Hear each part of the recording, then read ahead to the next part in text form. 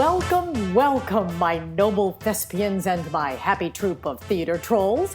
I'm your host, Dawn Westbrook, the biggest troll of them all, with my glass of Chardonnay. I hope you'll join me with a glass of something. And for the next few minutes, we're going to focus on the craft of acting, the art of directing, and embracing the process of this crazy career in the theater.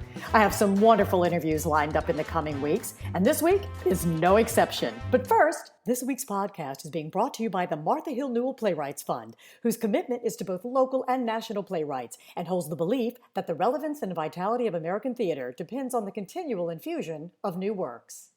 So, Toney Q, Cobb, Mr. Old Jazz Cat, how are you?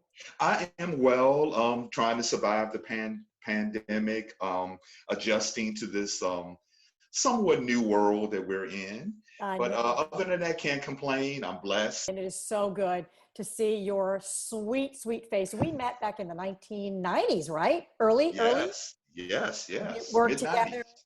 We worked together at Theater 4, right? It wasn't Virginia Rep yet, I think. It was That's Theater right. 4, and you were going to tour a show that I was directing, Harriet Tubman, I believe, right? That's correct. Yay! And I just fell in love with you back then. So Same here. The feeling was mutual. And just always look forward to running into you in theater shows and at Panera Bread with your mom. So now, here's my first question for you, Mr. Toney. What are we drinking? We know what I've got. I have a Heineken today. I'm a beer guy for the most part. Really? On the weekends, I'll deviate to some, maybe mixed drinks or even wine. I'm a wine drinker as well, but here's my go-to. Well, you know what? Here, let's do a little cheers. Here we go, a little virtual cheers. Cheers. Cheers. Yay. And now I'm going to take a little sip here. Mm-hmm. Well, Toney Q Cobb, what does the Q stand for? Quentin. Toney Quentin Cobb. Yes. So life has been good to you. You are working full-time somewhere, but you do theater on the side, right? But you, I believe, called it gypsy mode. You're in gypsy mode right now, which means you're not really doing anything, as everybody else is. None of us are doing anything. Yes, that's correct. I've been very blessed. You'll hear me use that word a lot because that's the way I kind of feel about my acting, directing, artistic career. Right. I've just been looked out and just been on the receiving end of some really kind people, good breaks and things of that nature. But yes, over 30 years now, I've been juggling both. I've been juggling the real world with the world of my passion. And so what's the real world? Where does Toney spend 9 to 5 on Monday through Friday? Well, I'm a telephone system analyst for the federal government. So I work in a federal building. Haven't always been. I've been there like 20 years, but prior to meeting you, I had spent 10 years working for the state of Virginia. Oh. At VCU more specifically. And then when I met you, I had stopped working full time. I know. And I'm going to give this passion of mine a try. So I was a full-time actor when you met me. That's right. And I remember did that for like 2.5, 3 years. Yeah. Wow. And then went back to the real world, I guess you could say. Yeah, it's hard to sustain and make a living as an actor, even if you're touring, you're lucky and, like as you say, blessed to have the job, but touring can take it out of you. And I think about the people that are a little bit older that tour. Mm-hmm. It's really for me, in my opinion, it's great for kids coming out of college or that aren't in college and want a job. And it's fun to be on the road. You really learn a lot. I did it for 2 years, and that was enough. 2 years, that was enough for me, but because you're in that van and you got to pack it up and set it up and break it down and go to the next location. So it's really, really crazy. But tell me, you said you've been blessed. You mentioned to me when we did our little call a few weeks ago I asked you if you would do this with me and you said yes. But tell me some of the names of people that have blessed you. You've been on the receiving end of meeting some very wonderful people. Tell me who those people are. Okay, in no particular order. I'm going to start with Tom With at Swift Creek Mill. Yeah. I was very green. I was an extremely green actor, and they were doing the brilliant show of A Few Good Men. So they were having problems casting the particular role that I played. So finally, Bill Jenkins who's a very technical Oh, director. Bill Jenkins, who is an Yeah. amazing lighting designer, and we don't have him in Richmond anymore, but boy, is he just a terrific person and a wonderful lighting designer. So how did you know Bill? Well, actually, I had worked prior to meeting Tom and working at Swift Creek Mill. I had done a show at Virginia Union, which was my alma mater. I Oh, was out of okay. school, but Okay. they were doing a Soldier's Play, which is another fantastic play. Oh, So a Bill was the very good technical one. director for that. I actually came into that production as an assistant stage manager, Really? but circumstances occurred and I ended up getting a role, a major role in the show. I actually played the Denzel Washington part, as Oh everyone my knows. gosh. Yeah, yeah. So I actually Lord. landed in that role, and I think what helped me, because I had very little stage experience at that point, but Uh-huh. being the assistant stage manager, I was on script every rehearsal. That Yep. was my job. So I think subconsciously, Uh-huh. I was learning the lines and everything, and of course, what the director wanted to do. So anyway, as it turned out, I ended up filling in for an actor who couldn't do the role, and Right. Bill was the technical director on that. So he remembered me from that. Fast forward maybe 6, 8 months after that, that's when he reached out to me and had let me know Right. that Swift Creek was looking for a Black actor to play a role in A Few Good Men. Right. Lance Corporal Dawson, which is like a big role. So It is a anyhow, very big, there was a great cast. It had great cast. amazing people in it. Vicky McLeod and Yes, Richard Cook, I Richard think, and Cook, Joel Joe, and Bill Blair and the legendary Joe Inscoe. I and the mean, legendary Joe Inscoe as the sergeant, right? well, Was he he in it? actually played the Jack Nicholson role. The name Oh, right. Colonel, I can't I Murchison. I can't can't remember the remember the name. I name. can't remember the He name played either. the That's Jack so Nicholson funny. role. Right. But the reason I brought that up, and not to spend too much time on, is that Uh-huh. I was very green, very nervous. Tom made it very easy for me, but not only, but the cast made it so easy for me.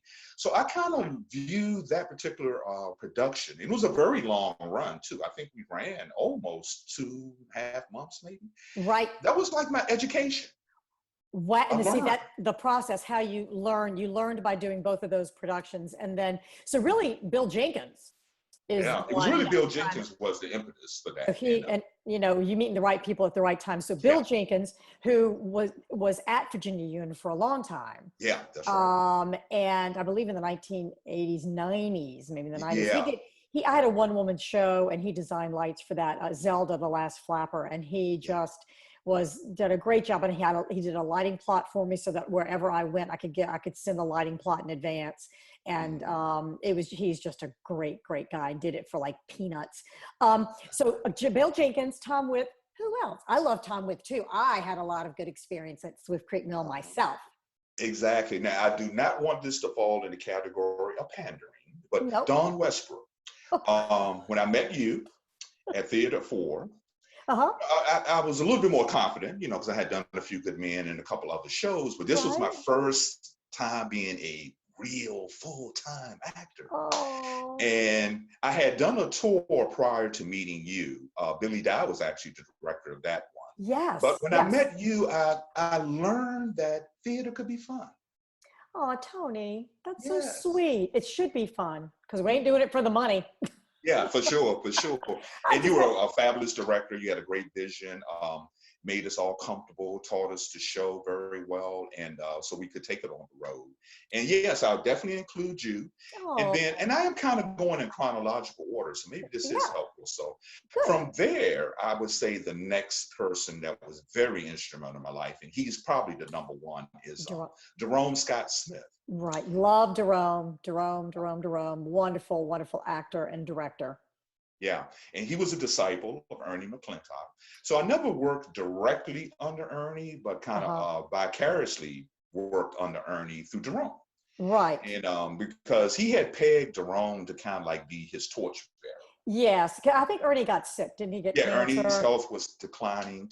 He recognized Derome as, of all my ensemble, Derome is the one that could push my vision forward. Right. So I had to, and I had actually met Derome when I did the show with Bill Jenkins at Virginia Union, A Soldier's Play. Was he in it? Was he in it too? He was in it. He was fresh out of James Madison. Wow. Fast forward 5 years later, Uh-huh. 6 years later, Derome and I reconnect. And he had started his own theater company at that time. And what's So that anyway, theater he was called? What's it called? Well, the first company he had, I've been in all three of Derome's I companies. know. Would you tell me what they are? Yeah. The first one was called Black Renaissance Theater Company. Right. And that was like his fresh out of college kind of company. Okay. Then he formed Living Word Stage Company, which was his first professional company. Okay. And then we morphed into African American Repertory Theater. Right. And was Ernie involved in all three of those as well?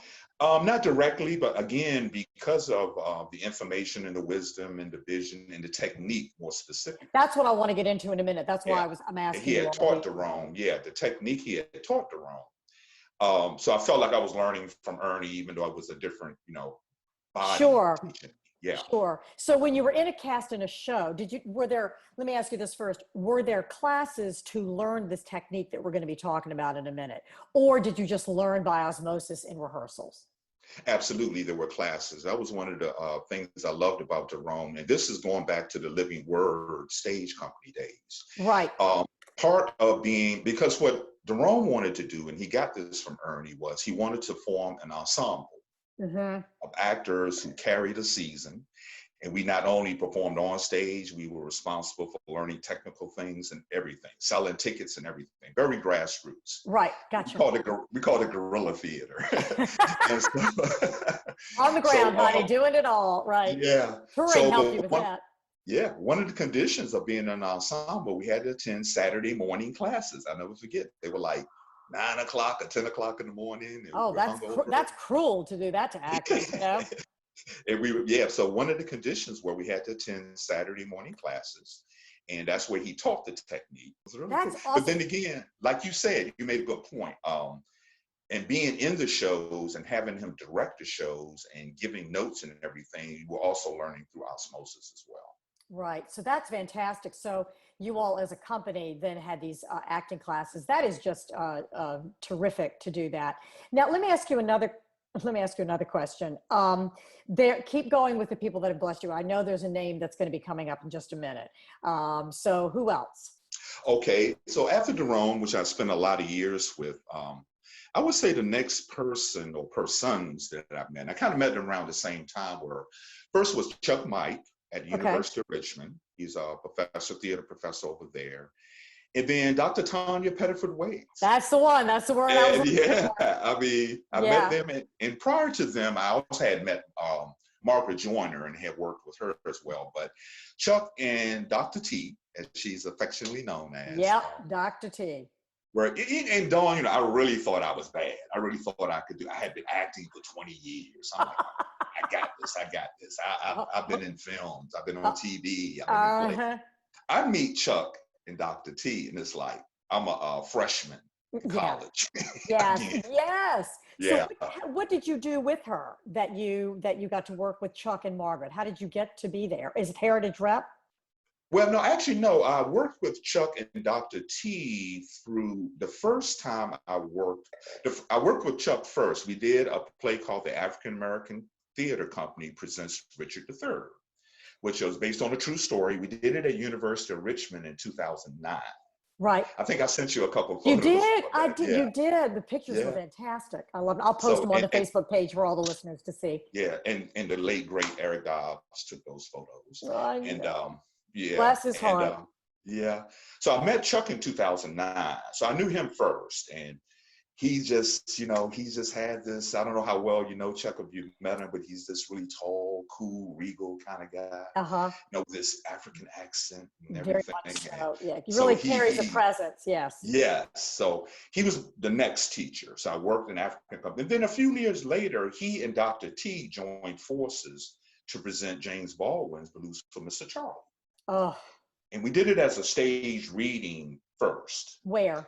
At Heritage? We did it at VCU. At VCU? We did it at Hodges. We did the stage reading at Hodges with the intention that we were going to mount the production. Okay. But they needed about a year or so, I guess, to work things out production-wise. So a year later, we did the actual production of it. And for those who are familiar with the play has like Blacktown and Whitetown. You have these two different places. So with their genius, Dr. T took care of Blacktown. Chuck took care of White Town. So I'm working extensively with Dr. T, and then Wow. eventually the two towns come together, like in the play. Right. And that was my first. And then since then, and kind of in between Yep. those Yep. things I was discussing, Dr. T would just have me do like kind of one-time things, stage readings at VCU.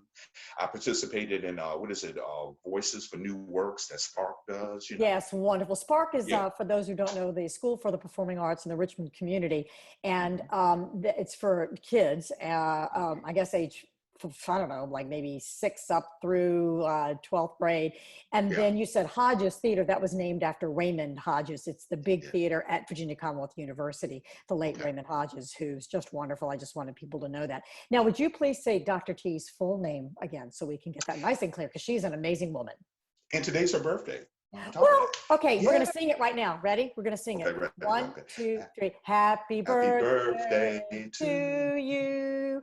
Happy birthday to you. You're a much better singer than I am. Happy birthday, Dr. T. Dr. T, happy birthday. But anyway, it's Dr. Tanya Pettiford Waits, Wates. Yeah, she's amazing. I see her every now and then at shows, and I'm hoping one of these days I'll be able to work with her and Margaret. I've never worked at Heritage, but I believe one of them invited you to come direct something at Heritage Rep in Charlottesville as a part of UVA. What did you get to go do?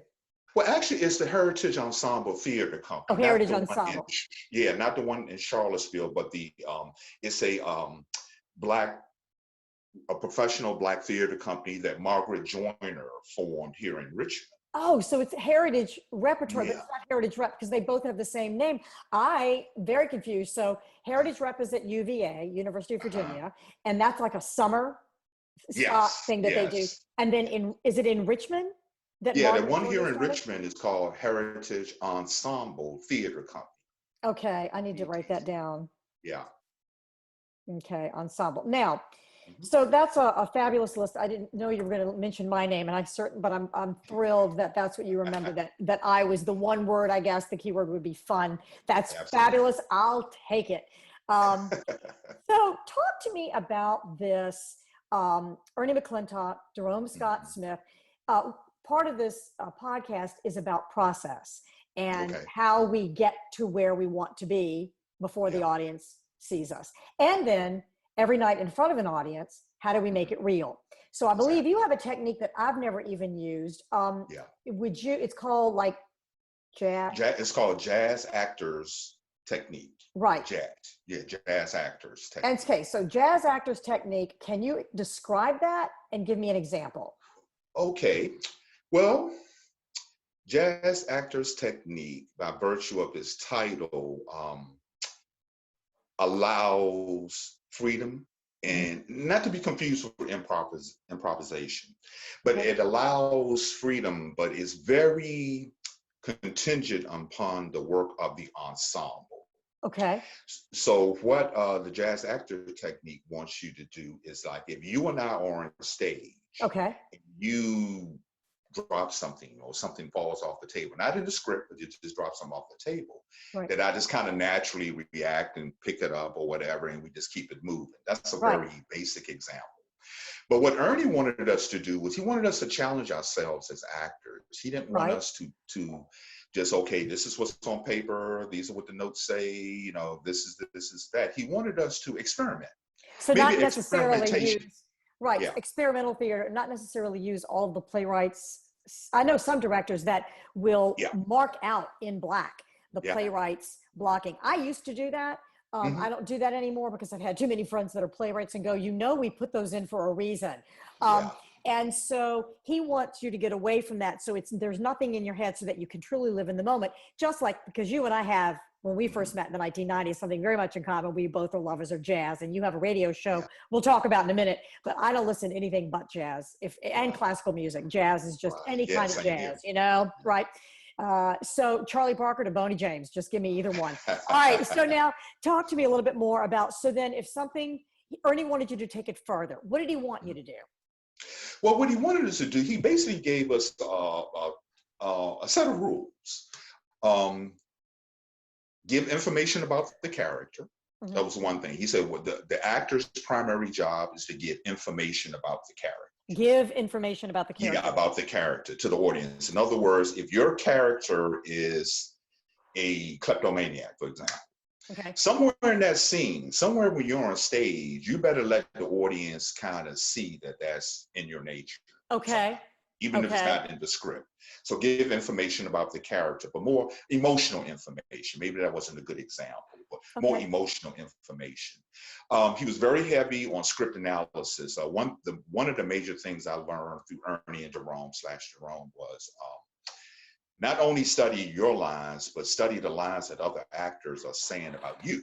That is so brilliant. That is so brilliant. I have said that over and over and over again. I just directed The Cake, and I say to them, read the script and do your script analysis and write down everything you say about yourself, everything the playwright says about you, what other people say about you, and then do the reverse and everything that you say about everybody else, so that you can put that character assumption on the other actors when you're on stage with them. That's actually part of my process. So continue.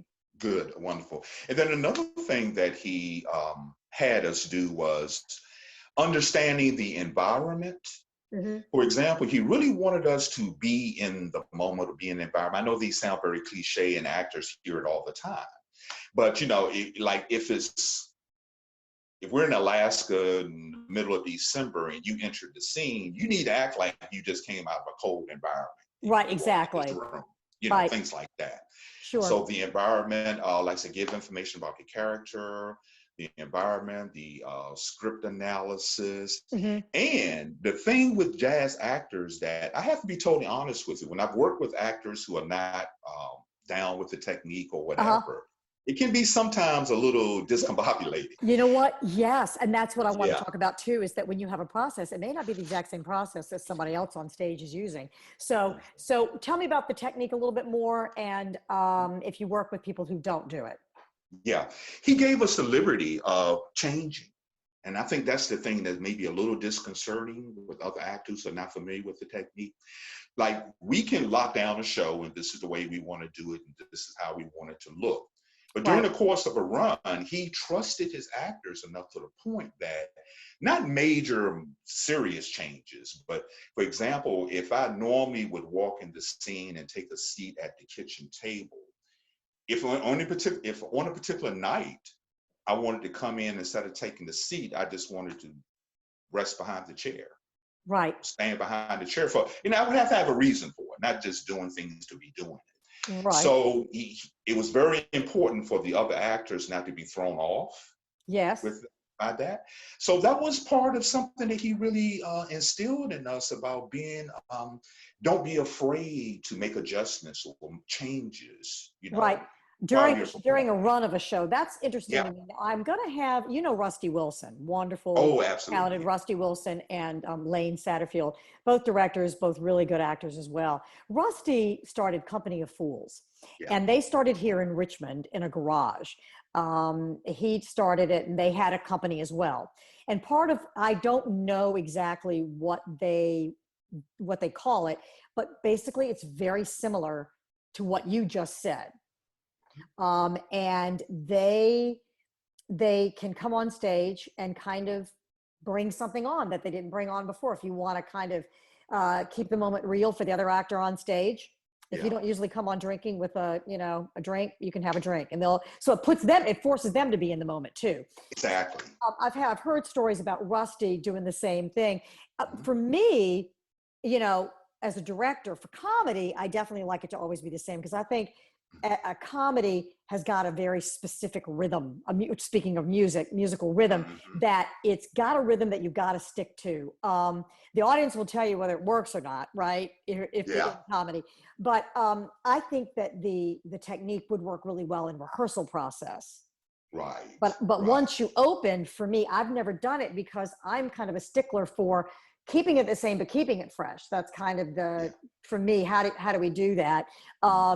Because also you've got to deal with a lighting designer. He's not going to be happy if you cross stage left and your main spotlight, your main light, you ain't under it. It's down right, Exactly. it's down stage right, but you've just now crossed, stage left. So I would imagine that would, if anyone who works as a designer on the show, they Mm-hmm. would have to be open to this technique as well. Say like Yeah. costumes, they might give you a box of things that you could put on, right? If you want to one night put on something else or bring on a purse that you didn't have.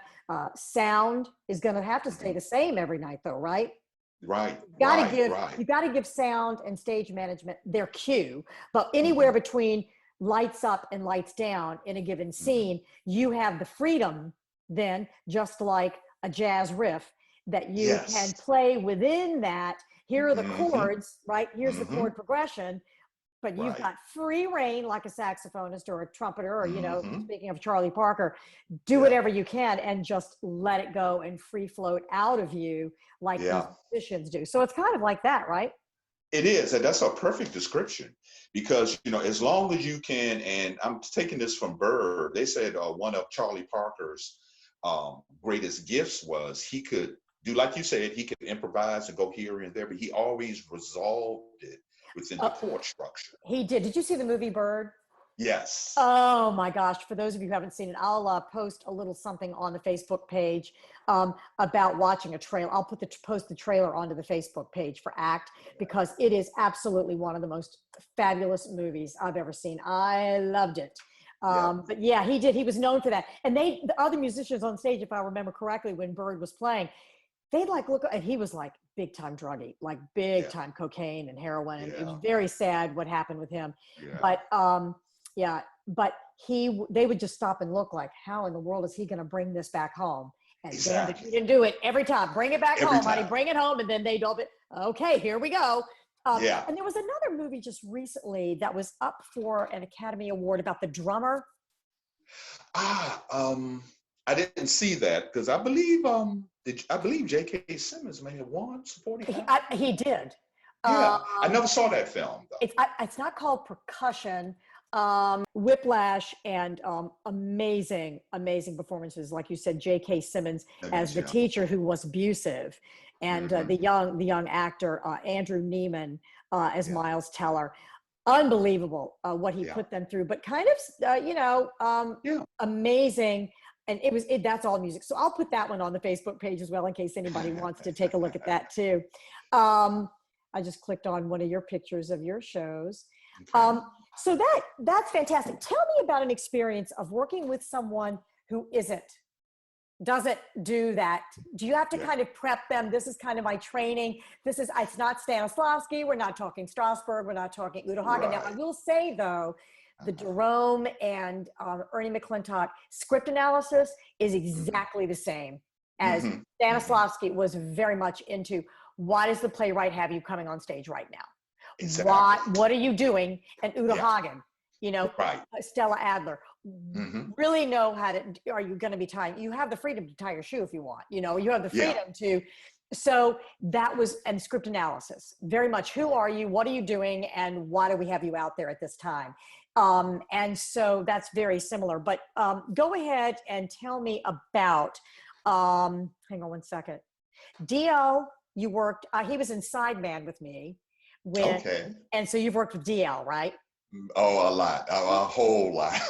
He is just so great. Somebody posted a picture today of that production back in 1999 of when I got to do Sideman, and DL was in it. He was fantastic. And I just saw that picture today. Somebody posted a picture of us for Sideman. But anyway, tell me about DL. About DL, oh wow, where did I begin? First of all, right? Not only do I love him, I mean literally love him as an artist. I love him as a friend. He and his wife Tracy and the boys, they're friends. DL is one of the deeper thinkers in our Richmond acting business. I would agree. As those who know him or follow him on social media, he is so much more than the arts. She's really so much more than that. But what I love about DL is that DL is a people person. He is. You know, is such a people person. He's just a warm spirit. He's a funny dude. He's funny as all. Oh, very much so. But the character he played in Sideman was pretty rough. Uh-huh. He was I can't remember the character's name, the heroin addict. Mhm. He did a great job with that. And one of my favorite scenes was the scene with DL. It was one scene with him, and it was one of my favorites. So if does he use this jazz actor's technique? Yeah, he's one of Ernie McClintock's disciples, lack of a better word. I tell you what, it was one of my favorite scenes I did on stage every night. I always looked forward to it. And it was what he gave me and how we fed off of each other. I hope maybe DL, if you're listening, I want to have you on too. Oh yeah, he'd be great. So now none of us are working right now, right? Right. And we have, I'm not really using this, I told you before, I'm not really using this podcast as a political platform with the Black Lives Matter right now. I'm using this time as a time to kind of learn and read and be quiet, which for me is not easy. I'm not usually a very quiet person. But what do you think? I'll just ask you this question because I know that I can. You and I are comfortable together. What do you think? And I didn't know I was going to ask this. The Broadway, let's see, Dear American White Theater. That's what it is. #WeSeeYou. Have you read that document? Actually, I haven't read it. I will confess I hadn't read it. I saw a lot of posts about it, and I kind of read people's opinions and comments about it, but because hadn't read the original article. Yeah, the people that drafted that are quite some amazing names on that list, and I would have been interested to hear what you think, because there are a lot of bullet points. It's like, I don't know, 30 different paragraphs. I don't know the exact number, but it's a lot. And for a white person, it's a lot to take in. And I don't know, you have to kind of savor it. It's not something that you can just glance at quickly and throw away. It's something lost to the side. You really want to take each paragraph and realize, okay, what do they mean by this? And how can I move forward in giving autonomy where it should be, and being equal, and trying to figure out what they're really saying. So I'm going to go back and reread that one. I did the Broadway Advocacy Coalition. There was a 3-day invite that Broadway did, and it was a Zoom meeting. Everybody was there. It was amazing, the people that were there listening. But the speakers were quite amazing, and they had a pledge. So I'm just going to, and I think I posted it on the ACT Facebook page before I ever even did my first podcast. I would recommend that everyone sign it. It's very easy. It doesn't have all of the different paragraphs, but it's easy, and it's about inclusivity, and it's about fairness, and it's about I will try. Not beat myself up because I should have done this, or I should have given that to so-and-so, or I shouldn't have accepted this role, or I should, don't beat yourself up about the past, but how do you move forward? Right. Because you want to make sure that there is growth during this time. What do you think as far as Black actors and Black directors in Richmond only? Because this is mainly where you work.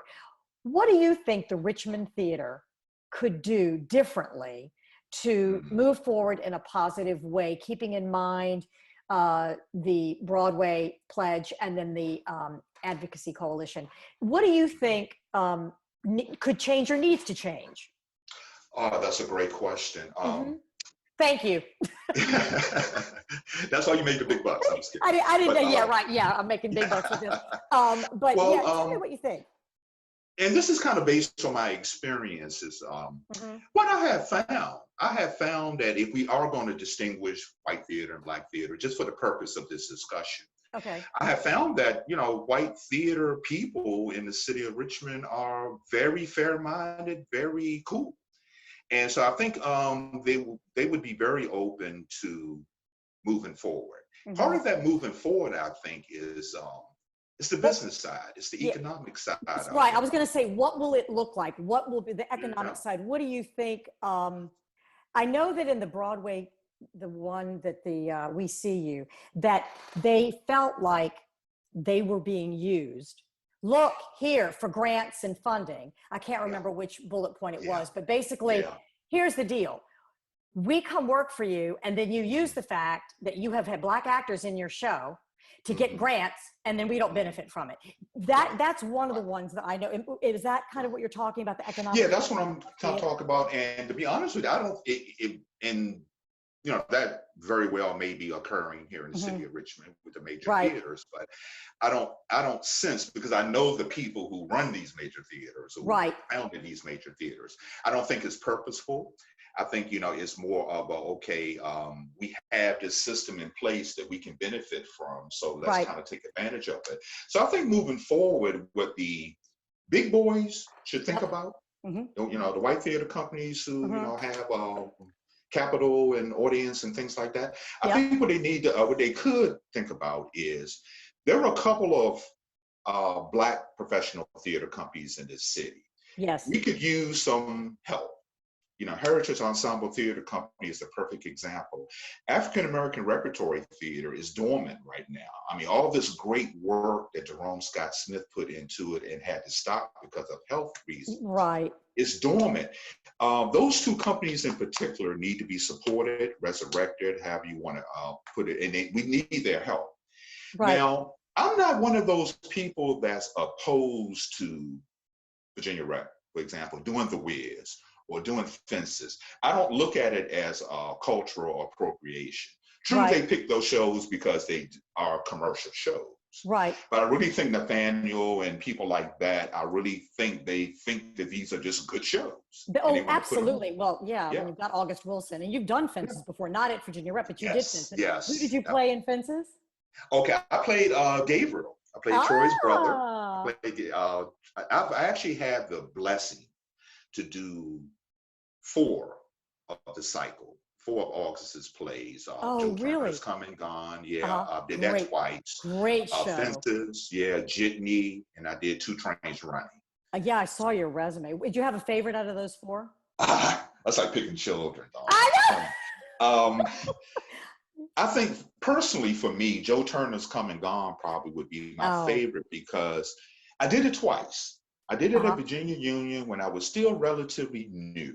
Okay. I played one of the younger characters in the play. It was a great experience, but I was still learning, to be honest with you. Then I had the opportunity to do it again in 2006, and we did up with Derome. Yes. And we had Carl Gordon, the professional Broadway actor who was in the original Broadway version, who was on the TV sitcom Rock. Carl Gordon, who played the dad in the TV show Rock, he was in our production.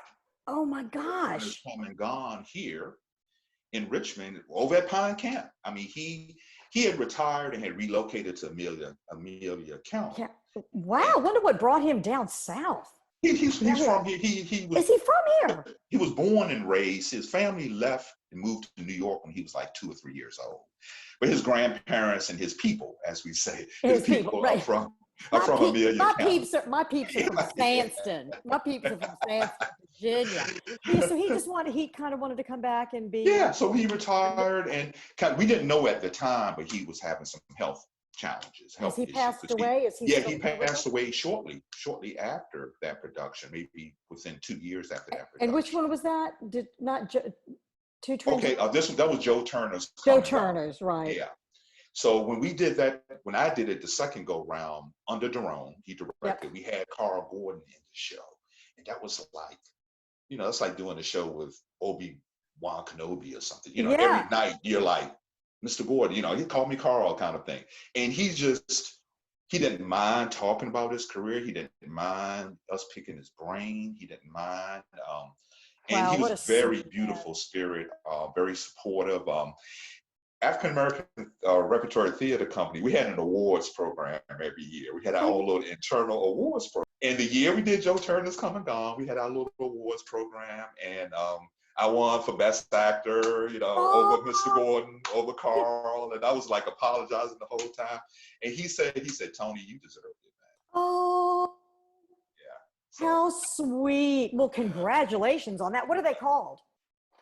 They were called the Arties, AARTIES, the Arties. Wow, isn't that interesting? Because we have the Artsies in Richmond, the Richmond theater community, which would include Heritage and but it's called ARTSIES, Artsies. Yeah. So isn't that funny? That's very close.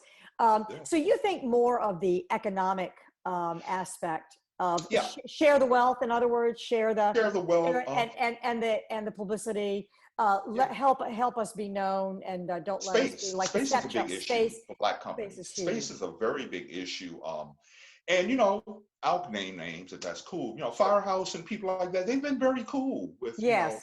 renting, let you use place kind of thing. But I think if we could have some of the bigger theater companies kind of help us with this, and maybe just it could be joint productions or whatever, but we really want to stay away from joint productions, because I think oftentimes, because we did a few joint productions when I was with AART, we kind of want to be on our own, stand on our own, and not kind of muddy too much. Absolutely. But if you want to produce our show and want to put your name on it, then I guess it is what it is. But kind of silent partners, not anything that you have to broadcast or make it be known that I think that kind of is exactly what I was saying a few minutes ago. I think you and I are talking about the same thing. It's going cyclical, that it's don't bring us in and then take credit for us. You're bringing us in and then you're going to use it in your grant proposals, right? Yeah. That we partnered with a Black theater company, blah, blah, blah, blah, blah. I think that's pretty cruddy. But I think I think you're right. I think that's probably one of the main aspects, but I'm really interested to find out what the other ones, what is the vision? What should the new vision be? Because I want to be a part of that. I want to make sure that and I can't do much. I mean, I'm just a director, a freelance director and a freelance actress.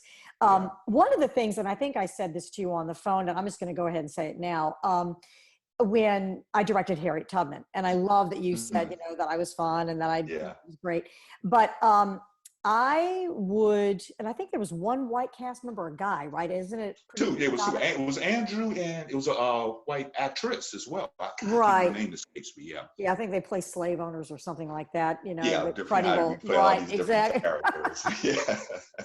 Yeah. You all have to be slaves, but we have to play white people that are just assholes. Right. So neither one of us are really getting a good deal when we have to do that. But I probably, in looking back, because I know they just did Harriet Tubman again, and I unfortunately didn't get a chance to see it because I was in rehearsals for The Cake. But I heard that they are actually videoing it. So anybody that Virginia Rep did it. It was at Willalon. Yeah. And Katrina Lewis directed it. Oh, I love her. Beautiful Black actress, singer, director, activist, wonderful. Yeah. And so in hindsight, I would probably say, it's not that I couldn't direct it. Yeah. I would just say, if you can't find, this is what I do when I work with the deaf culture, right? People come to me and they go, hey, would you mind teaching an ASL class? And I go, you know what? This is not my first language, it's my second language, and you really want a deaf person to do this. Basically, giving them the autonomy, let them do it.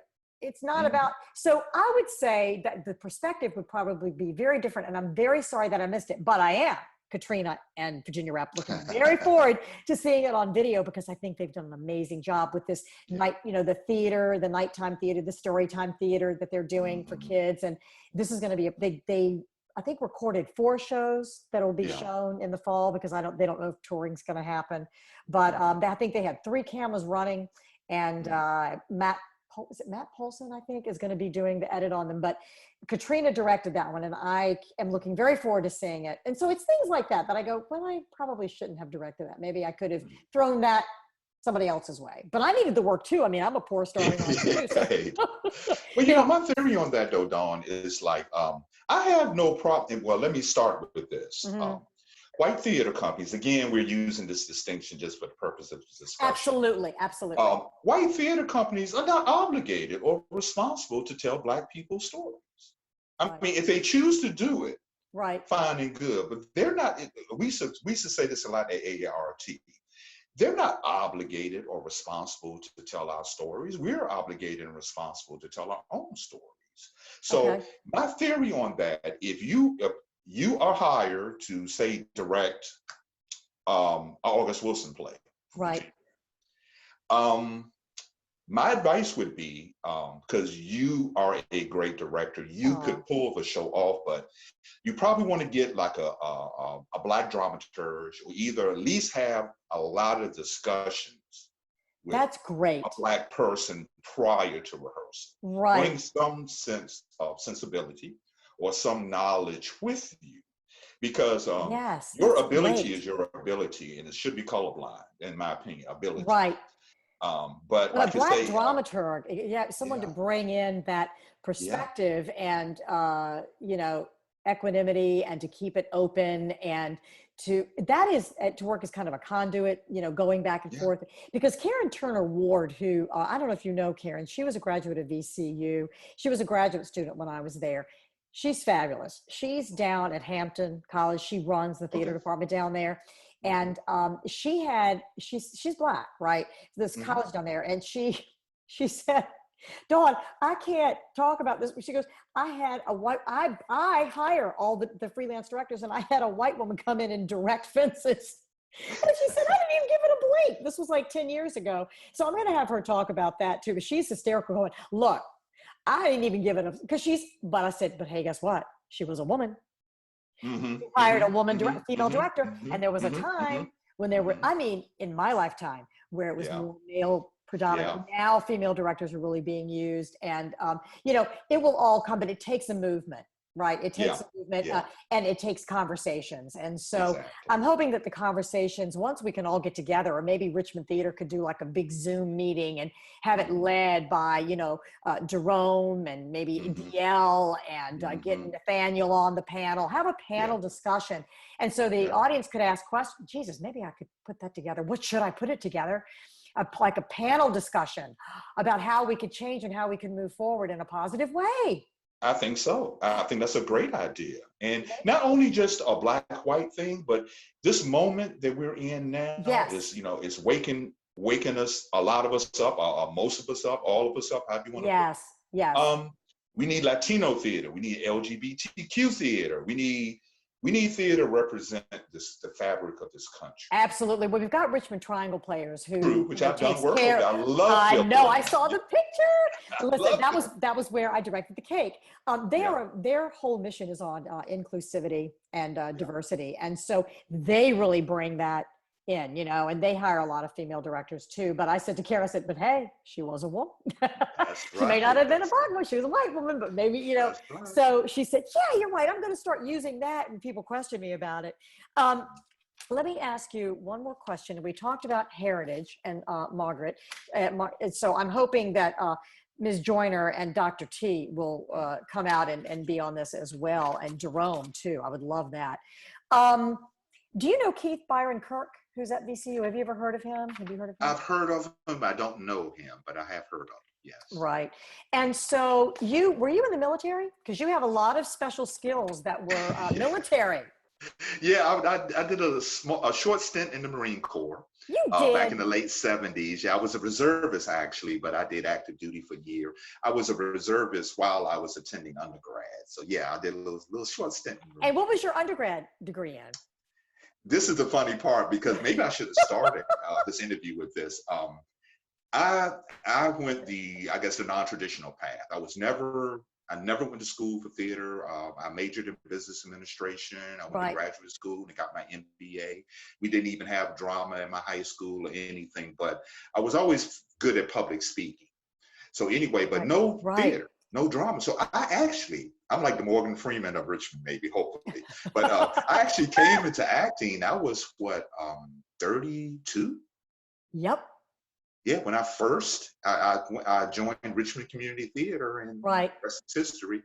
And so I didn't study for acting, and that used to be a little source of insecurity for me early Yep. on, Yes. because when people would play theater games, I didn't know what the hell they were talking about. Right. Yeah. One of the first things I said in my first podcast, which is 11 minutes long, I'm like, there isn't one of you out there that hasn't played a Viola Spolin theater game. But you know, you really, like, you're in good company, because I can think of two people that I know that I think are very successful that never took an acting class in their life. One was the masterful and brilliant Jimmy Stewart, I didn't know that. and then locally Duke LaFoon. Oh, Duke, yeah, I love Duke. Duke never took, he came right out of high school, just hit the ground running, and never took an acting class. But see, you did later on with this, Yeah, you know, yeah, African-American, unbelievable. yeah. So, you know, it doesn't, again, if anybody's listening, like you said, you can come into this career at any time. And I always find that if you want to be welcomed, do a show, because the theater community as a whole, not just here in Richmond, but as a whole, I find the theater community very welcoming to any type of, all of us misfits, anybody that wants to get out there, and people are crazy enough to want to get in front of people or give so much of their time for so very little money. Yeah. You know, it doesn't matter. And you are, as far as an actor and a director, I think just a wonderful person. And I think you are fun as well. And you have learned, and you are just, and it's all just about learning and growing. You never stop. Just keep going. It doesn't matter that you didn't do that, because you really, as I said, the jazz technique, the jazz actor's technique is exactly like what Stanislavski and Stella Adler and Udo Hagen, all of those people talk about. It's that script analysis, and then it's that live in the moment. So basically, we're all talking about the same thing. I hate this saying. I hate it. And I'm trying to find another way. There are many ways to skin a cat, right? Yeah. And so there are many, many ways of getting to the point of finding your character, or knowing how to be in the moment on stage. And a lot of that just takes time and experience. And talking about it. And that's why I started this podcast, because I think that people right now, and I've had a lot of people tell me no, they won't be on the podcast right now because there's such unrest right now. And they don't want to talk about it yet. Then there's also people who aren't working right now, and they feel pretty down about the theater. They're artists that are not getting an outlet. But I think give an actor a platform, like a podcast, let us talk about it for an hour and enjoy that there. So I want this to be a fun thing to listen to. I want it to be welcoming. I want it to be something that makes people think and gets people, or continues them being excited about the career, right? Absolutely. And so that's what I'm really hoping. And you are one of the sweetest people that I know, and so talented. And whenever I see that sweet face, I just like, oh, I got to give him a hug. Real quick, before we finish, I'm going to ask you about a question and about career, but tell people about your radio show, because I've actually been listening to it. You can find it on Facebook, Mr. Jazz Cat. So tell people about that, and I'll post it on my Facebook page and on Twitter and Instagram, so that we can tell. You want to catch this, guys? Talk about your old Jazz Cat. Talk about old Jazz Cat. Yeah. Well, I've always loved music, and that stems from I have an older brother who really taught us music. He was like 6-7 years older than I am. So I've always loved music. Once I became comfortable with social media, actually, the idea just came to me because I was in a relationship with a lady, and we would just sit around a lot in my music room and listen to records, have a drink. Records? You're telling me? Yes, actually records and CDs and stuff. Did you ever watch, I'm going to stop you right there. Did you ever watch the TV show Bosch? No, I haven't seen it. Bosch. Bosch. You have to watch it, because he uses records and he listens to jazz, and you will love it. So look it up, and guys, I'll put that on the Facebook page too. But you gotta look it up, because you will love it. So continue going. We're sitting around one evening, and she gave me that moniker. She said, I forgot how she said it, I really love hanging out with you, old Jazz Cat. Oh. And I was like, that's kind of cute, kind of thing. Look at you, smoothie, little sexy jazz cat. And then I just decided one day, I think I probably was, maybe, be honest with you, I probably wasn't in any productions. I probably was in between some productions, needed some kind of creative juice. Right. I listened to, on Sirius Radio, I listened to the station Real Jazz. I do so too. I'm on my way into work one day, and they're playing Miles Davis, who's like my number one. Oh, Miles. And I whip out my phone. Miles is playing. I whip out my phone, spin it around, do the video, and say, "Hey, everybody, this is old Jazz Cat. I'm listening to Miles, so, and posted it. And just, and the rest is history. In the beginning, I was very consistent with it. I was posting at least once, sometimes even twice a week. Right. I've kind of stopped a little bit because I have to behave with the copyright issues. I wouldn't have thought so I had to, I've had a couple warnings from Facebook and Instagram about that. So I'm trying to reorient a little bit how the best way to do that, properly. Because usually it's just playing in the background and you're talking over top of it. Yeah, that's true. That's true. But I've slipped a couple times and allowed, large Oh, portions like of music to right, play. like a radio station, like here, Yeah. listen to this, and letting people listen to But this. that's what it's about. It's just my love of jazz. When you do subscribe to Old Jazz Cat, because I also have a YouTube channel. When you do subscribe to Old Jazz Cat, I'm heavy with Miles Davis. I'm going to admit that in the beginning, but I try to spread it out. Jazz singers, all types of instruments, different people, and the whole point was to try to educate younger people or those who don't listen to jazz, just the beauty and the significance of jazz. Oh, yes. And to be honest with you, Dawn, the motivation came from Ken Burns's documentary Jazz. We have brought his name up quite a bit lately in these podcasts. Yeah. So he kind of was the Old Jazz Cat. The moniker was given to you, but Ken Burns was kind of an inspiration to you. Well, I probably watched that series, and this is no stretch of imagination. I've watched that 10-part series at least a dozen times, at least all the way through. He's brilliant. He's just brilliant. And you need to listen to Eva DeVirgilis. She was last week. And she talks about Ken Burns and how he was doing something about the Brooklyn Bridge, and he could no longer afford to live in New York. He had to move out of New York so that he could actually write something about New York and do this documentary. And so it's interesting to me that, there's kind of cyclical, certain things keep coming back around, and I hope that, I have no idea what the future looks like as far as theater goes. I know there are visionaries out there, and those of you that are working on this and how theater is going to move forward, bless your hearts. And I'm with you 100% because theater is not meant to be seen in a box. It's meant to be a shared experience, a live experience where we're all like jazz, go to a jazz club, sit there and listen. It's great to listen to it over the radio, but you really want to be there having a drink, talking to other people, listening to it in the background. When somebody hits a riff, everybody gets quiet. You start, watching. And so I have just been fascinated talking to you about this experience. And, I've had people on here that have been trained for years and years and years. And I want to have a very big mix because there is no perfect way to get around this. So long as you love being on stage and you enjoy it and you get cast, you're successful as far as I'm concerned. So then there's my question to you. If you were not an actor, what would you be doing? What would your profession be if you didn't have to do what you're doing now? Some type of sports announcer. Really? Whether it's a play-by-play guy, calling the games for the local TV station or radio, or talking head on TV, something involving sports. Really? Yes, I would have loved to have been. Is there a specific sport that you would like to call or like to talk about?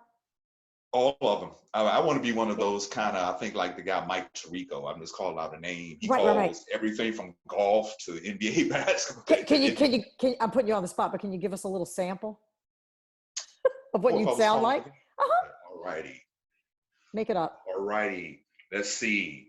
LeBron James takes the ball down court. He drives to his left. Oh, he throws up a beautiful one-hander. LeBron James. Something like that. You've heard it from the man himself, guys. If you're looking for a radio host or TV host and you want to have a TV sports announcer, there you go. He's your man. I thank you so much, Toney, for being on the podcast. I love you, and I can't wait to see you out in Richmond again.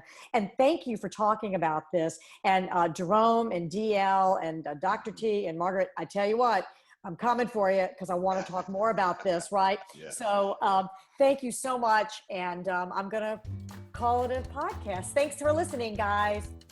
Well, I think that about does it for this week's podcast. I can't thank you enough for listening. Remember, you can find me on Facebook under ACT and on Instagram and Twitter under ActingPie. Or you can visit my website at www.dawnwestbrook.com and ask questions, give suggestions, and feedback. But for now, as W.C. Fields once said, a man's got to believe in something. So, my noble artist and my happy troop of theater trolls, I do believe I shall have another drink. May the footlights burn bright and your interactions, both on stage and off, be rewarding. Thanks for joining me.